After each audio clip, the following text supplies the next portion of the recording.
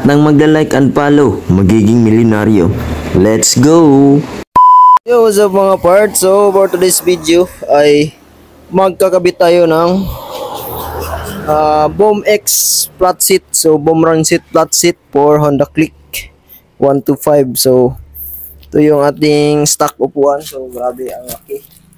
So, walang tindig yung motor. So, papalitan natin yan ng flat seat. So, ano pa nantay natin mga parts? Buksan na natin yan. So, bubuksan. So, in the previous vlog, kaya ko ibibinalik to. Kasi may gagawin tayo. Ito lang naman yun.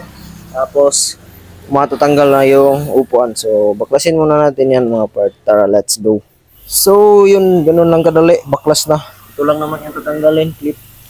Then, ito yung ipapalit natin. So yan, nakabit ko na mga parts. So maliit na tornilyo lang naman yung tatanggalin dyan, saka kakabit ulit.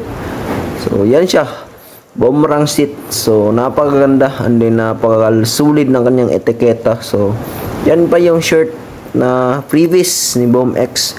So napakasulit ng shirt and then napaka-komportable suotin. So maraming salamat Boomerang Seat Philippines. Baka naman Boom X Max.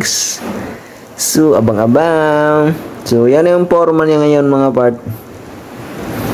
Napakaganda ng tindig and then umayos na niya kayang upuan. Hindi na parang bako tignan. So luminis na and then tawag doon, naging payat na siya tingnan. Hindi na kagaya kanina na sobrang taba and then napaka parang weird sa paningin. So yan yung Boomerang seat. Baka naman.